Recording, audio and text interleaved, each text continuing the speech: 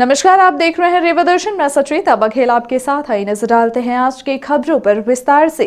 पूर्व सांसद स्वर्गीय सुखलाल कुशवाहा की मनाई गई 78वीं जयंती। विंध्य के शोषित, वंचित व गरीब के लिए संघर्ष करने वाले पूर्व सांसद एवं सुखलाल कुशवाहा की 98वीं जयंती 5 जनवरी बुधवार को रीवा नगर स्थित कृष्णराज कपूर ऑडिटोरियम में मनाई गई। इस दौरान पुष्पांजलि एवं विचार गोष्ठी का भी आयोजन किया गया, जिसमें रीवा, सतना, सीधी सहित अन्य जिलों के कांग्रेस नेताओं ने कार्यक्रम में शामिल हुए। पूर्व सांसद और हमेशा गरीबों एवं असहायों की लड़ाई लड़ने वाले स्वर्गीय सुखलाल कुशवाहा की जयंती पर उनके पुत्र सतना विधायक सिद्धार्थ कुशवाहा ने जानकारी देते हुए बताया कि हर वर्ष जयंती मनाई जाती है, लेकिन जननायक सुखलाल कुशवाहा मित्र मंडल की इच्छा अनुसार इस बार रीवा में यह कार्यक्रम आयोजित किया गया, जिसमें आसपास के जिले से लोग आए हुए हैं। वहीं कार्यक्रम में उपस्थित पूर्व मंत्री कमलेश्वर पटेल ने कहा कि वह जननायक थे, हमेशा ही समाज व हर वर्ग के लोगों के लिए संघर्ष किया, लड़ाई लड़ी है। उनकी विचारधारा और कांग्रेस की विचारधारा काफी मिलती है। आज इस कार्यक्रम में सभी ने संकल्प लिया है कि सुखलाल की तरह ही हम भी लड़ेंगे। वर्तमान में प्रदेश में भाजपा की सरकार है जो मिले अधिकारों को छीन रही है। कांग्रेस पार्टी गांव-गांव जाएगी, समाज के हर वर्ग के पास जाएगी और लोगों को बताएगी कि किस तरह आज प्रदेश की परिस्थितियां बनी रही हैं। पंचायत चुनाव जो 5 सालों में होते हैं वो भाजपा की गलती के कारण मजाक बन गया। बिना सोचे समझे काम कर रहे हैं। आरक्षण को खत्म कर दिया है। चुनाव के नाम पर 300 करोड़ जमा कराया। अब कहते हैं आवेदन दो और पैसे वापस लो। यह मजाक नहीं तो और क्या है। उन्होंने कहा सरकार चाहती तो चुनाव करा सकती थी, लेकिन ये चुनाव कराना नहीं चाहते थे। ये डरे और सहमे हैं। उन्हें पता है कि यह चुनाव हार जाएंगे। पूर्व सांसद सुखलाल कुशवाहा जयंती अवसर पर मनाई गई पुष्पांजलि सभा के दौरान आयोजित विचार गोष्ठी के दौरान राज्यसभा सदस्य व पूर्व मंत्री राजमणि पटेल ने अपने विचार रखते हुए कहा कि सरकार वर्तमान समय में फूट डालो और राज करो की परिभाषा में कार्य कर रही है। उन्होंने आरक्षण के मुद्दे पर भी सरकार पर जमकर निशाना साधा। इस अवसर पर शहर कांग्रेस अध्यक्ष गुरमीत सिंह मंगू, ग्रामीण अध्यक्ष त्रियोगी नारायण शुक्ल भगत, पूर्व सांसद देवराज सिंह, पूर्व शीला त्यागी, पूर्व विधायक डॉक्टर मुजीब खान, बबीता साकेत समेत बड़ी तादाद में लोग मौजूद रहे। अभी अपने मंच पर आरक्षण के लिए लोकसभा में भी बोला कि आरक्षण होना चाहिए, क्या है? निश्चित रूप से जो जिसके जितनी संख्या भारी है उसको उतनी हिस्सेदारी मिलनी चाहिए। अगर वो समाज, शासन और प्रशासन में भागीदारी नहीं होगी तो सामाजिक न्याय की परिकल्पना पूरी नहीं होगी। इसलिए ज़रूरी है कि जब तक समानता नहीं आती तब तक आरक्षण जरूरी है। फूट डालो राज करो अंग्रेजों का है शासन था। अब ये फूट डालो राज करो अंग्रेजों का था, लेकिन इनको सलाह दिया था भारतीय जनता पार्टी के जो विंग के हैं, जो समय RSS और लोग थे जो अंग्रेजों के साथ थे और आज़ादी के विरोधी थे, लड़ाई के, और अंग्रेजों के साथ रहते थे। उन्होंने मंत्र दिया, उन्होंने सीखा। अब अंग्रेज तो चले गए, लेकिन भारतीय जनता पार्टी उसी विचारधारा को लेकर के आज समाज में फूट डालो राज करने का प्रयास कर रही है। कैसे लड़ाई हो पाएगी आरक्षण की? निश्चित रूप से आरक्षण हमारा अधिकार है और बहुसंख्यक लोग अपना हक अधिकार लेकर के रहेंगे।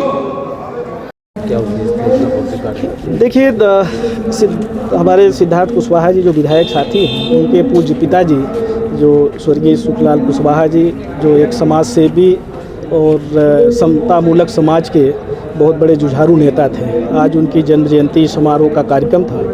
इस अवसर पे सारे लोग एकत्रित हुए थे और हम सब ने संकल्प लिया है कि जो उनकी विचारधारा थी, उनकी विचारधारा कहीं न कहीं कांग्रेस पार्टी की मूल विचारधारा से मिलती जुलती थी। जो सामाजिक समरसता के साथ सभी वर्गों को सम्मान देना, सबके लिए लड़ाई लड़ना, उन सब बातों का हमने संकल्प किया है। जिस तरह से आज मध्य प्रदेश में वर्तमान में भाजपा की सरकार चल रही है और जिस तरह से मिले हुए अधिकारों को छीनने का काम हो रहा है, इन सब बातों को लेके हम सब गांव-गांव जाएंगे, समाज के लोगों के बीच में भी बताएंगे, सभी वर्ग के बीच में बताएंगे कि किस तरह की परिस्थितियां मध्य प्रदेश में बनी। हमारा पंचायत चुनाव जो 5 साल में होता है, इनकी गलतियों की वजह से आज क्या स्थिति हो गई, मजाक बन गया है। बिना सोचे समझे अध्यादेश लाते हैं, फिर अध्यादेश वापस करते हैं, विधानसभा में स्थगन प्रस्ताव लाना पड़ता है, आरक्षण खत्म हो जाता है जो अधिकार मिला हुआ था। मध्य प्रदेश पहला ऐसा राज्य था जो 73वां 74वां संशोधन विधेयक स्वर्गीय राजीव गांधी जी लेके आए थे, जिसके तहत नगरीय निकाय और पंचायती राज में अधिकार मिला हुआ था। आरक्षण रोटेशन में होता था, परिसीमन होता था 5 साल में, और उसके तहत चुनाव होता था। सभी वर्ग के लोग संतुष्ट थे। पर ये नया अध्यादेश लाके, जो ला नहीं सकते, इनके अधिकार क्षेत्र के बाहर का था, लाके और सबको आज जिस स्थिति में पैदा कर दिया। अभी तक तो लोग नौकरियों में आवेदन जमा करते थे, पैसा जमा करते थे, वो वापस नहीं मिलता था। अभी तो इनने क्या मजाक किया है, 250-300 करोड़ रुपए तो इन्होंने जमा करा लिया नो ड्यूज क्लियर कराने में गांव के लोगों से। ये कार्यक्रम स्वर्गीय पूर्व सांसद सुखलाल कुशवाहा जी की जयंती के अवसर पर परंपरागत तरीके से पिछले कई वर्षों से होता आ रहा है। और इस कड़ी में उनके जो मित्र मंडल के लोग हैं, जो उनके साथी, जो संघर्ष के साथी, उन लोगों ने रीवा में ये कार्यक्रम करने की इच्छा जाहिर की थी, और इसलिए यहाँ रीवा में कार्यक्रम हो रहा है। और जो सामाजिक समानता, समरसता, प्रेम, भाईचारा, एक दूसरे को सहयोग करने की जो भावना, उसको मजबूत करने के लिए कार्यक्रम होता आया है। और आगे भी ये परंपरा हम लोग इस परंपरा को और मजबूत करते हुए आगे बढ़ा रहे हैं। समस्त ग्राम के क्षेत्रवासियों के सहयोग से जन कल्याण श्री वैभव लक्ष्मी महायज्ञ एवं पावन श्री राम कथा सहित सप्तशती पाठ तथा हवन का आयोजन पूरे हर्षोल्लास के साथ किया गया। कार्यक्रम का शुभारंभ शंखनाद व बाजा गाजा के साथ विशाल कलश यात्रा निकालकर किया गया, जिसमें 108 कन्याओं के साथ लगभग 300 श्रद्धालुओं का विशाल जनसमूह शामिल रहा।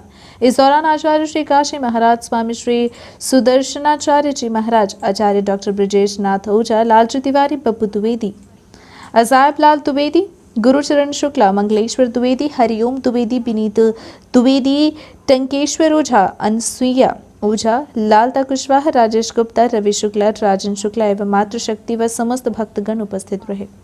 विप्र सेवा संघ द्वारा बांटे गए कंबल व अन्य उपयोगी सामान स्वर्गीय प्रशांत तिवारी की स्मृति में चिरहुलानाथ मंदिर एवं पीली कोठी मंदिर समेत आसपास रहने वाले गरीब, जरूरतमंद, बुजुर्ग, महिलाओं एवं पुरुषों को ठंड से बचने कंबल के अलावा बर्तन, मौसमी फल, मास्क तथा अन्य उपयोगी सामान वितरित किए गए। यह कार्य डॉक्टर आरती तिवारी व पुष्पा शर्मा के संयोजन में किया गया। संघ के राष्ट्रीय अध्यक्ष राजीव मिश्रा ने बताया कि संघ सन 2016 से गरीबों की सेवा में कार्य कर रहा है, जो दीनहीन एवं जरूरतमंदों के सहयोग में बेहतर दिशा में कार्य कर रहा है।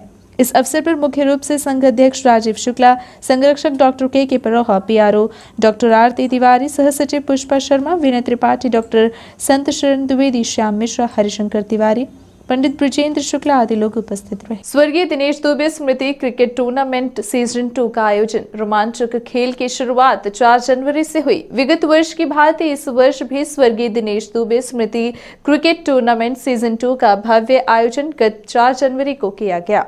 आयोजित क्रिकेट प्रतियोगिता को लेकर युवाओं में काफी उत्साह भी देखा गया। क्षेत्र के युवाओं में खेल कूद और उनके प्रतिस्पर्धा को बढ़ाने के लिए प्रत्येक वर्ष युवा छात्र नेता अतुल दुबे द्वारा यह आयोजन किया जाता है। इस वर्ष भी ग्राम पंचनौहा गौरा में क्रिकेट मैच का आयोजन किया जा रहा है, जहां युवा अपनी प्रतिभा का प्रदर्शन करेंगे और खेल कूद को बढ़ावा देने का कार्य किया जाएगा। खेल के पहले तूफान क्लब बरसैता एवं प्रियदर्शनी क्लब के बीच खेला गया। इसी तरह से दूसरे दिन का मैच डिहुली और दुबहा के बीच खेला गया। दोनों टीमों के बीच रोमांचक मुकाबला देखने को मिला।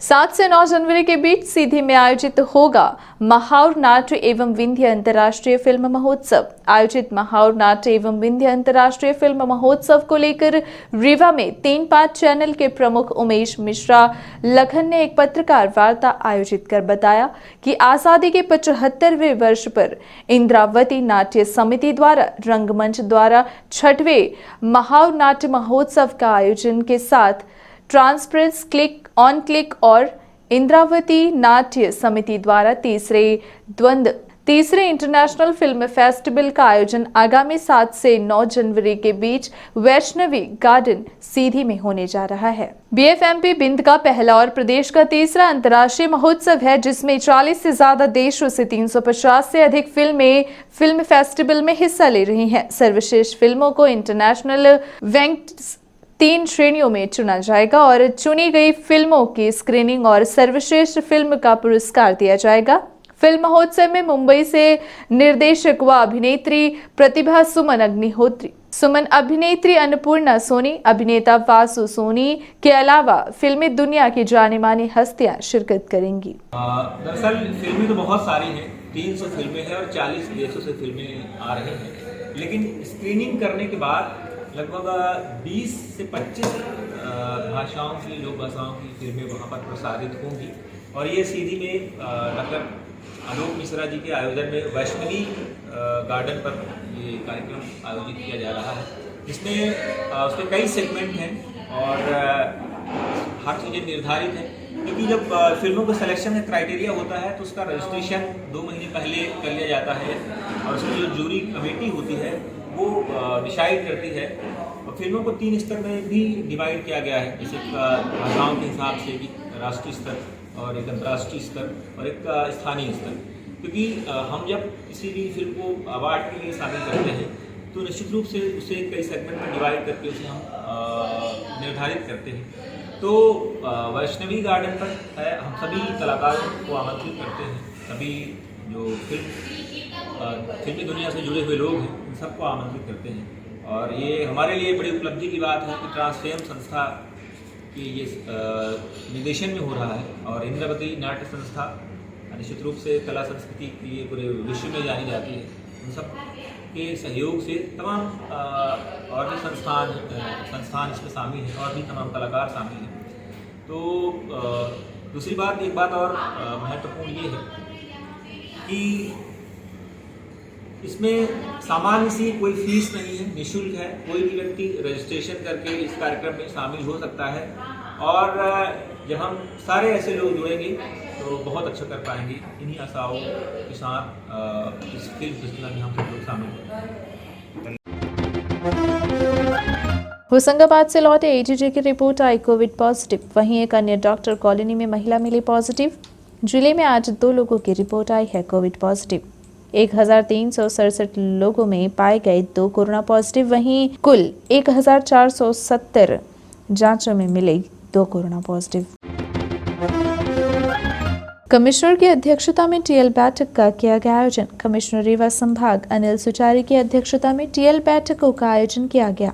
बैठक कमिश्नर कार्यालय सभा कक्ष में प्रातः 11:30 बजे से आयोजित होगी। 6 जनवरी को उद्यान मत्स्य सहकारिता एवं कृषि विभाग की समीक्षा की जाएगी, जबकि 7 जनवरी को नगर पालिका निगम रीवा अधीक्षण यंत्री, नगरीय प्रशासन संयुक्त संचालक, नगरीय प्रशासन अधिष्ठाता, मेडिकल कॉलेज, लोक स्वास्थ्य यंत्र की क्षेत्रीय स्वास्थ्य सेवाएं, लोक शिक्षण, NRLM, उद्योग, सामाजिक न्याय तथा रोजगार विभाग की टीएल बैठक में समीक्षा होगी। इस प्रकार 11 जनवरी को लोक निर्माण, महिला एवं बाल विकास, नागरिक आपूर्ति निगम, जल संसाधन, उच्च शिक्षा, पेंशन, विद्युत, लीड बैंक मैनेजर तथा 12 जनवरी को पशु चिकित्सा विपणन संघ, ग्रामीण यंत्र की सेवा, आदिम जाति कल्याण, डेयरी कार्यपालन यंत्र, नेशनल हाईवे मुख्य महाप्रबंधक, प्रधानमंत्री ग्राम सड़क, लोक निर्माण, PWD तथा महाप्रबंधक MT MPRDC विभागों की समीक्षा की जाएगी। संबंधित विभागीय अधिकारियों को बैठक से 1 दिवस पूर्व विभागीय जानकारी कमिश्नर कार्यालय के उपलब्ध कराने के निर्देश दिए गए हैं।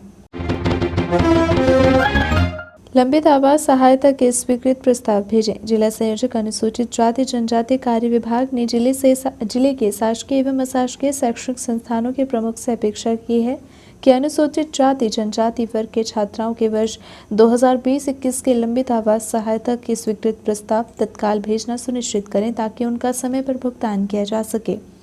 जिला संयोजक ने कहा कि भुगतान न होने की स्थिति में छात्रों द्वारा सीएम हेल्पलाइन में शिकायतें की जाती हैं, जिससे विभाग की छवि धूमिल होती है। अतः 20 जनवरी तक लंबित आवास सहायता के प्रस्ताव भेजें, जिससे उनका भुगतान हो सके। यदि वर्ष 2020-21 के आवास सहायता से छात्र वंचित रहते हैं तो संपूर्ण जवाबदारी संबंधित संस्था एवं नोडल प्रभारी की होगी। ये थी आज की खबरें। आगे की खबरों के लिए बने रहे रेवा दर्शन के साथ। दीजिए हमें इजाजत। नमस्कार।